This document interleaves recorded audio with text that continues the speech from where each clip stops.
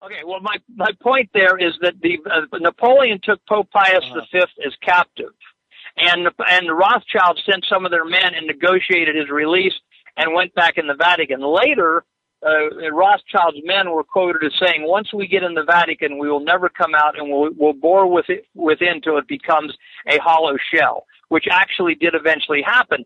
But there was no eventually, the popes did not eventually or immediately. Eventually, because they couldn't take it over that easy.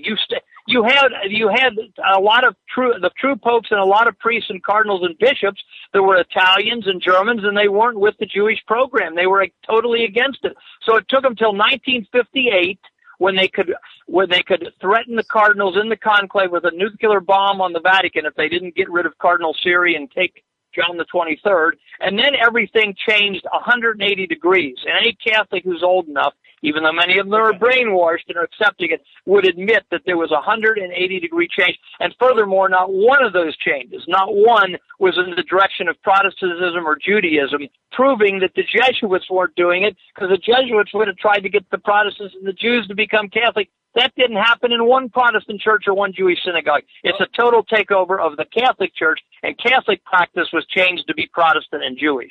Okay. All right. Well, hey, we do have a caller on the line, and it's Kyle Hunt, who is the founder of Renegade Broadcasting. Kyle, are you with us? Yeah. Hi, Chris. This is a very interesting show. Yeah, I wanted to direct people's attention to an article by Dr. Carl Rattle titled Charlemagne, Defender of the West or Servant of the Jews.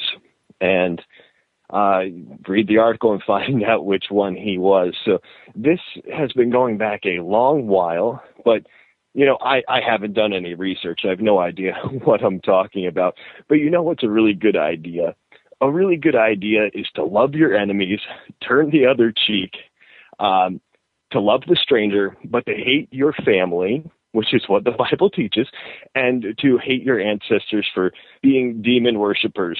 So a good idea would just be to have a persecution of European people. This is a great institution we've had, this Vatican, which has been keeping us safe from these evil Jews for so long. The Jews were pretty much kept under control. Well, hold on a sec, Jim, because I agree with what Kyle is getting at there, and what he's clearly stating, I should say. But here's another thing. It's it comes up. It's a circumcised rabbi. That's the savior of this religion, but we're made to think that it's an anti-Semitic organization. Their savior, their God, is a circumcised rabbi. What did you ever? It says so in the book. Okay, Kyle, did you ever read? This has been a plague. It has been a plague upon our people for centuries. And for you to say, because there were some anti-Semitic things coming out of the Vatican at certain times, that they were against the Jews. No, they had to do that to appease their people, and also some of these so-called persecutions are what keeps Jews from assimilating into the European cultures, and if they were to do that, they know that they would no longer exist. This is something they've perfected for many, many years. 1958 is when they just openly took over. It's a Trojan horse. Well, Christianity is a Trojan horse for the Jew world order. That's the end goal of the Bible, is a Jew world order. Until Christianity came along, Kyle, until Christianity came along, the European peoples were barbarians. They were killing each other in... You're an idiot. Have you seen Greece? The ancient Greece? The Bible... was written in Greek. I'm talking about Northern Europeans... I'm not kidding you. When religion brought us to the Dark Ages. Your religion has put us into the hell we're in right now. That brought us out of the Dark Ages. We had to look back at our pagan ancestors. Hey, Kyle, as long as you're just going to come on, as long as you're of value, and then finally develop art again. Yeah, as long as you're just going to come on and throw insults, let me throw one out at you.